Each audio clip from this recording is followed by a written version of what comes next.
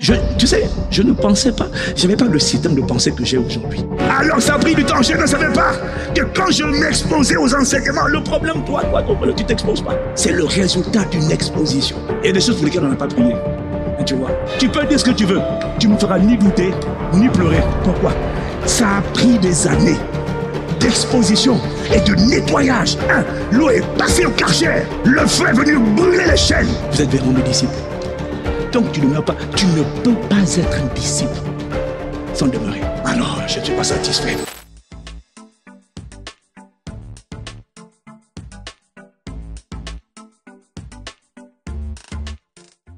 Tu sais, je ne pensais pas, je n'avais pas le système de pensée que j'ai aujourd'hui à Jésus. Comment est-ce que tu penses comme ça? Sans faire exprès, j'ai réalisé qu'à force, pendant 2 ans, mon frère et moi, on s'est tellement exposé. Nous, celui qui nous a beaucoup challengé, c'est Miles Monroe. On s'exposait. Et puis pendant qu'on s'exposait, la pensée de la religion, la pensée du christianisme a été lavée, enlevée, et puis là maintenant progressivement remplacée par la pensée du royaume. La pensée d'être une royauté, la pensée, l'histoire de la Bible. J'ai été délivré de la version de la Bible comme étant le christianisme, mais on est rentré dans la compréhension du royaume. Et la culture du royaume, la pensée du royaume, les messages sur le royaume m'ont fait comprendre que mon esprit n'était pas n'importe qui, que j'étais un esprit j'étais de lignée royale. J'avais été perdu lorsque Adam nous a embrouillés. On a tous été kidnappés par un voleur, un dévoreur. On était emportés loin, mais l'esprit là, il venait de Dieu. L'esprit là, il était de la race de Dieu. L'esprit là, il est né glorieux. L'esprit là, il est né lumière. L'esprit là, qui a été créé, Dieu l'a créé exactement comme il est. Le seul problème, c'est que il n'a pas été éduqué par la parole de Dieu. On peut avoir été engendré par une maman, mais ne pas être éduqué par ses parents. Et ce qu'on devient, on peut avoir l'esprit là. Il avait l'ADN de Dieu, la nature de Dieu. Le problème, c'est que quand il était kidnappé par Satan, devenu esclave de Satan, c'est Satan à travers la chair. Ce sont les démons, les esprits de peur, les esprits de débauche, les esprits d'impudicité. Ce sont ces voyous de démons qui sont devenus les éducateurs d'un enfant qui était de lignée royale. Et donc il a fallu m'exposer aux véritables enseignements qui ne m'ont pas présenté comme un chrétien, mais qui m'ont présenté comme un roi. Qui m'ont présenté, j'étais un fils, j'étais un descendant du lion de la tribu de Juda. Tel le roi était. Écoute, d'un Dieu sort des dieux, ça te gêne. Bon, maintenant, toi, ça te gêne plus. Mais d'un Dieu sort un Dieu. J'étais un Dieu avec un petit dé. J'étais exactement comme lui. Mais j'étais tellement endommagé, colonisé par les esprits de rejet, les esprits de peur, les esprits de doute, les esprits d'amertume, les esprits de colère, les envies, les rivalités, que maintenant, je ne sais même plus qui je suis. J'envie les gens. Dès qu'ils ont quelque chose, je les envie. Alors que je ne suis, alors qu'il y a tout déjà à l'intérieur de moi, mais je ne suis. Alors ça a pris du temps, je ne savais pas que quand je m'exposais aux enseignements, le problème, toi, tu t'exposes pas. Je viens au culte et puis toute la semaine, tu écoutes la musique, tu écoutes Michael Jackson, nous on ne sait pas ce que tu écoutes, on ne sait plus. Tu écoutes des gens bizarres qui saturent tes pensées et en plus tu écoutes la musique là tout le temps. Tu arrives dans ta voiture, boum boum boum boum boum boum boum boum boum, et c'est ça qui est en train de saturer tes pensées et du coup, tu ne manges pas. Enfin, ton esprit ne mange pas bien. Donc, du coup, tu as plus de poisons que tu enregistres dans ton esprit que de bonne nourriture. Ce qui fait que à la fin de la semaine, ton esprit, pourtant tu allais à l'église, mais ton esprit a diminué en taille. Et quand ton esprit diminue en taille, tu es vulnérable à n'importe quelle attaque, n'importe quel esprit, n'importe quel démon. L'esprit de rejet, l'esprit de peur, l'esprit d'intimidation. On vient, on te parle mal. Oh, tu as peur. Pourquoi tu as peur? Parce que ton esprit est chétif, c'est un nabo. Quand ton esprit est solide, quoi que ce soit qu'on te dit, c'est-à-dire tu as une corpulence. Ce n'est pas un accident. C'est le résultat d'une exposition. Il y a des choses pour lesquelles on n'a pas prié. Tu vois, c'est vrai. On avait un tempérament assez fonceur. Mais même fonceur, on pensait comme francophone. Aujourd'hui, tu me dis immigré. Je suis immigré, toi aussi. Qui est immigré?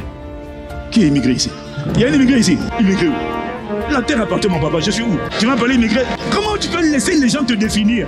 Et puis, hier je parle avec quelqu'un, il dit non, machin, ouais, bon, en fait, nous les gens de couleur, tu dis qui est de couleur? Moi, de couleur. Quelle couleur? Tu as vu ça? Tu laisses quelqu'un qui a créé un mot pour te stigmatiser, tu laisses, et putain, tu prends son vocabulaire. Qui est de couleur? Je suis une royauté. Je suis de la race de Dieu. Je suis un esprit. J'habite dans un corps. Je suis le plus beau miracle du monde. Je suis un chef-d'œuvre de Dieu. Une merveille, une beauté, une splendeur. Un irrésistible. Je suis une divinité dans un corps humain. Je suis la convergence entre l'humanité et la divinité. J'ai été enfoui dans un corps humain. Mais ce n'est pas ça, mon identité. Je suis à l'intérieur. Je ne suis pas le visage que tu vois. Moi, je suis caché à l'intérieur. Je suis un coupeur de tête de serpent. Je suis un juge. Je suis un magistrat établi dans ma génération pour imposer l'ordre de Dieu, le règne de Dieu. Je suis un inarrêtable. Je suis un irrésistible. Je ne fais pas exprès. C'est comme ça que je me vois. Pourquoi? J'ai été lavé par des paroles auxquelles j'ai été exposé. Les mensonges du diable ont été ôtés. La vérité a triomphé. Tu peux dire ce que tu veux. Tu ne me feras ni douter, ni pleurer. Pourquoi? Ça a pris des années d'exposition et de nettoyage. L'eau est passée au Karcher. Le feu est venu brûler les chaînes. Et des gens, quand ils te parlent, ils voudraient que quand ils te parlent, tu sois vexé. Toi aussi, tu es vexé. Espèce de noir. Il m'a offensé. Moi, j'ai le temps pour ça. Tu sais qui je suis? Par ma parole, je peux t'éteindre. Parce que j'ai compris que dans la parole, il y a un pouvoir créateur. Je ne subis pas, je crée. J'ai compris le pouvoir de la parole, de la pensée. Si Dieu veut construire ta vie, il doit mettre ses pensées en toi. Si un homme veut te donner un enfant, nous, le problème, c'est que Dieu ne met pas la semence. Parce que la femme, pour remettre la semence, il faut qu'elle s'expose. Nous, on ne s'expose pas. Donc, il n'y a pas la semence. Il y a le service, la com. Non, il y a les vidéos, les selfies. Mais il n'y a rien. Donc, quand tu ouvres la bouche, tu crées une chaîne, comme tu n'as rien à dire. Ton truc maintenant, c'est regardez comment c'est maquillé. Non, c'est pas mauvais. Non, ça peut évangéliser, c'est bon. C'est bon. Mais si tu montres aux gens le maquillage, ajoute la parole.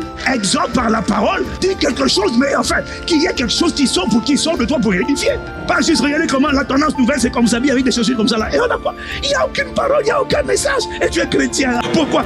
Parce que la vérité, c'est que tu n'as rien à transmettre. Et c'est pour ça que les gens t'écoutent, mais ils ne sont pas changés. Parce que quand tu parles, il n'y a pas de feu qui sort de toi. Pendant que tu me parles, il y a un feu qui est en train de me brûler. C'est quoi ton secret? On l'appelle J. Il got you, I got you. Je t'ai eu parce qu'il y a un feu qui est sorti de moi. Je vois un transfert de grâce, de la soif et de la parole. Si tu prends plaisir à de tels contenus, je t'invite à liker et à t'abonner pour pouvoir recevoir les notifications pour les nouvelles vidéos. La parole, là, non, ça nous a pris 2 ans.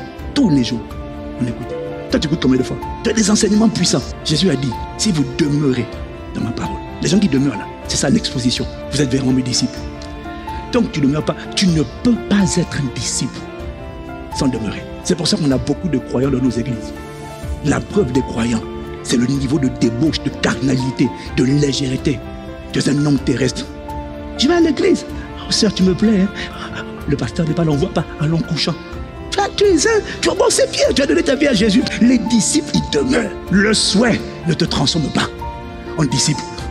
La bonne volonté ne te transforme pas en disciple. Un disciple, c'est quelqu'un qui suit Jésus. Ce n'est pas quelqu'un qui va à l'église. C'est quelqu'un. L'église, c'est la foule. Les disciples, c'est ceux que quand Jésus parle, il dit tu seras saint car je suis saint. Je dis, Seigneur, on est d'accord. Ça sont les disciples. Ah, mais j'aimerais y arriver. Moi, j'aimerais, pasteur, j'ai tellement de luttes. Je suis combattu. Je sens des blocages. Pasteur, priez pour moi. Non. C'est pas la prière qui va faire ça. On va prier. Mais c'est pas la prière qui va te délivrer. Si vous demeurez dans ma parole, vous serez mes disciples. Parce que quand on demeure, il y a une communication. Quand on demeure planté comme un arbre plein d'un courant d'eau, quand je demeure, il y a de l'eau qui vient, il y a de la lumière qui vient. Toi, tu ne demeures pas, mais tu veux que ça t'attrape. Non, il faut demeurer. On ne peut pas être bronzé si on ne s'expose pas au soleil. Il faut demeurer pour recevoir. Nous, on ne demeure pas. Tu commences à écouter un message, et puis tu as un message. Je pose. Ça va? On dit quoi aujourd'hui? On fait quoi? Ah, ok. Et quand tu finis là, oh, notification.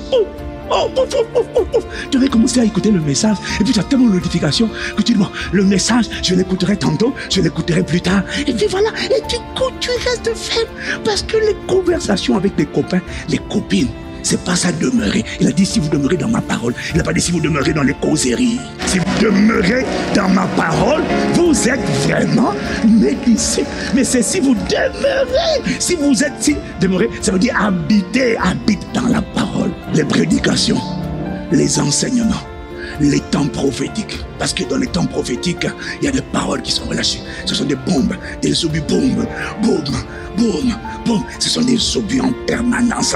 Quand tu demeures, même si tu étais faible, à force de demeurer. Toi, tu te dis non, je fais qu'écouter. Non, tu n'es pas en train d'écouter. Tu es en train de demeurer.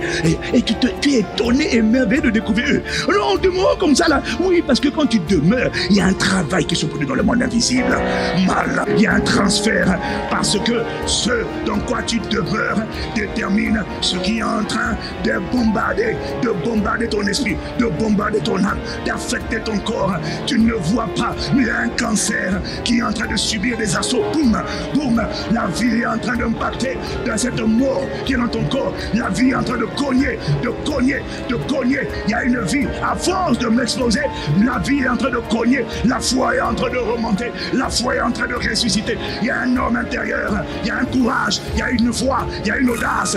Et soudainement tu arrives à la conclusion, non, je ne mourrai pas, je vivrai. À force de demeurer, de t'exposer à cette parole, tu la lis et tu réfléchis et tu t'exposes. Alors tu la lis, tu réfléchis et tu t'exposes à des enseignements. Oh, Katabayana, Telemano Kabara. À force de faire ça, tu as des problèmes, oui, tu as des combats, mais à force de demeurer dedans, il y a de l'eau, il y a de la lumière qui vient éclairer les ténèbres. La parole est une lumière. J'ai dit la parole à plusieurs vertus. La parole, c'est pas une chose. La parole, c'est une lumière. Est une lampe à mes pieds plutôt, une lumière sur mon sentier. Ça veut dire que la parole que tu entends là, c'est une lampe à tes pieds, une lumière sur ton sentier. J'aime bien le psaume 119, verset 130. Il dit, alors la version seconde dit, la révélation de ta parole est claire. Elle donne de l'intelligence aux simples. La version Darby, qui est la version traduite littéralement de King James, il dit, l'entrée de tes paroles illumine ou éclaire. Quand ta parole entre, c'est la lumière qui entre. L'entrée de ta parole éclaire.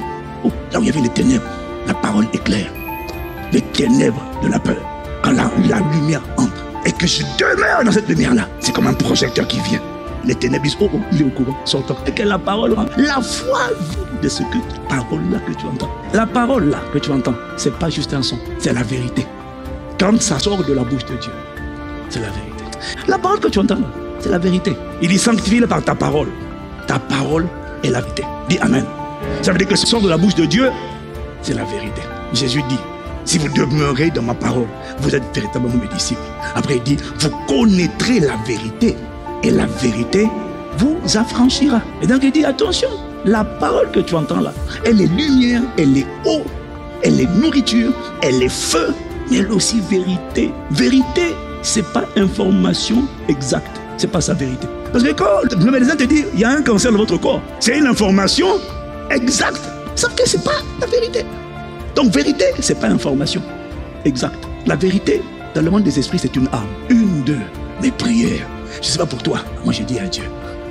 J'ai dit au Seigneur, j'en ai assez de dépendre des 5 sens pour être informé. J'en ai assez de devoir entendre par l'oreille, voir par les yeux, toucher par la main, respirer par le nez, c'est goûter par la langue pour connaître la chose. Saint-Esprit, tu es en moi.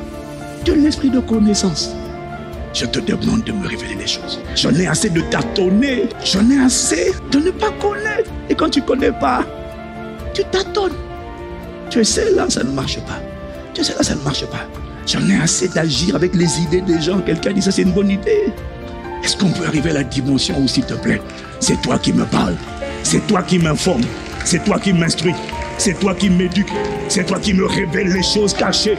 Parce que tu as dit dans ta parole, dans Jérémie 33, verset 3, invoque-moi, je te répondrai, je te montrerai des choses cachées que tu ne connais pas. Mais montre-moi ces choses que je ne connais pas. Montre-moi le protocole de la guérison de telle maladie. Montre-moi, mais fais-moi entendre ta voix. Est-ce qu'il y a quelqu'un comme moi qui en a assez, qui aimerait arriver à la dimension où quand tu rencontres quelqu'un, l'Esprit te révèle son prénom, l'Esprit te révèle son origine, l'Esprit te dit qui il est. Est-ce que tu aimerais, je ne sais pas pour toi, est-ce que tu aimerais arriver à la dimension où en fait l'Esprit te fait connaître les choses? Parce que, je ne parle pas à l'église, je parle de la vie au quotidien. J'aimerais que tu honores ta promesse. Tu m'as dit au psaume 32, verset 8, je t'instruirai, je te montrerai la voie que tu dois suivre, je te conseillerai et j'aurai le regard sur toi. Mais moi j'en ai assez de tâtonner. Où est donc ta parole? Traite-moi selon ta parole, mais donne-moi instruction. Dis-moi, alors on fait comment? Et même le matin, bon Saint-Esprit, on porte quoi aujourd'hui? Qu'est-ce qu'on fait Comment on fait pour aller là où tu me dis d'aller? Comment on fait pour aller dans la dimension de 1 million de disciples de Jésus dans les 5 prochaines années? Saint-Esprit, c'est quoi la feuille de route? C'est quoi la stratégie? C'est quoi la tactique? Comment on fait? Saint-Esprit, s'il te plaît, Seigneur. On a tellement de jeunes là. Ils se disent, je fais quoi? Pasteur, je choisis. Je ne sais pas quelle étude faire. Seigneur, mais c'est toi qui les as créés pour un but. C'est toi qui connais le couloir dans lequel tu veux que la lumière de chacun brille. Pourquoi, au lieu qu'ils tâtonnent, qu'ils aillent faire 2 ans d'études pour se rendre compte que, en fait, ce que j'ai fait, ça ne me plaît pas. Mais pourquoi c'est pas toi qui révèles simplement c'est quoi la destinée que tu as préparée pour moi? Révèle-moi les choses cachées que je ne connais pas. Révèle-moi le but de mon existence. Dans quel domaine cette lumière doit briller, parce que je ne dis pas non à l'école, mais je veux choisir mes études en fonction de la révélation du territoire, du couloir dans lequel tu veux m'utiliser. Parce que sinon, je vais faire quoi? Je vais tâtonner. J'en ai marre du tâtonnement. Est-ce qu'il y a quelqu'un comme moi qui en a marre de tâtonner alors que l'esprit de vérité habite en moi et le mensonge gouverne ma vie? Il y en a assez. J'en ai assez de douter. Est-ce que tu n'en as pas assez d'avoir peur? Est-ce que tu n'as pas assez de la version de toi? Non, non, non. Non. Toi, tu connais toutes choses. Saint-Esprit, fais-moi connaître. C'est quoi? Qu'est-ce que tu dis? Comment? Quoi? Où? Avec qui? C'est tellement plus simple. Esprit de vérité, esprit de lumière. Quand tu es là, il n'y a pas de ténèbres. Moi, j'en ai assez. J'en ai assez de me planter, j'en ai assez de mettre l'argent au mauvais endroit, j'en ai assez de me faire escroquer. Mais pourquoi je me fais escroquer? Parce que je n'ai pas reçu de toi la lumière, la révélation de ce qui était caché. J'ai même pas vu, j'ai cru qu'un bandit était quelqu'un de bien, mais parce que tu ne m'as pas éclairé. Il y a tellement d'erreurs que je commets lorsque tu ne me guides pas, tu ne m'éclaires pas. S'il te plaît, Saint-Esprit, allons ensemble à la dimension où c'est toi qui es mon éducateur, mon instructeur, mon guide, mon enseignant, mon bon berger, mon bouclier. Allons ensemble à la dimension. Je ne te parle pas de la dimension de la prière, je te parle de la dimension de l'interaction permanente avec toi. C'est ce qu'on appelle la vie de l'esprit. Que la vie de l'esprit soit mon expérience et ton expérience. La dimension où on ne t'attend plus, on ne joue plus la pique, mais douce. Ah non, je sais. Est-ce que c'est pas ton dé? Est-ce que c'est pas... Tu vois, il y a des choses qui ne changent pas parce que c'est pas ton soupir, c'est pas ton désir. Tu ne te rends même pas compte que c'est possible. C'est la dimension où Jésus a opéré. Oh, on te dit Lazare, moi, toi tu attends. 3 jours après, tu entends go, alors tu vas. Moi je veux ça. Moi je veux pas la religion, je veux la vie de l'esprit. C'est ce qu'on appelle la vie de l'esprit, la vie surnaturelle. Alors, je ne suis pas satisfait. Encore merci d'avoir visionné cette vidéo. Je t'invite à visiter mon site internet si tu voudrais travailler avec moi et avoir aussi de telles vidéos sur ta chaîne.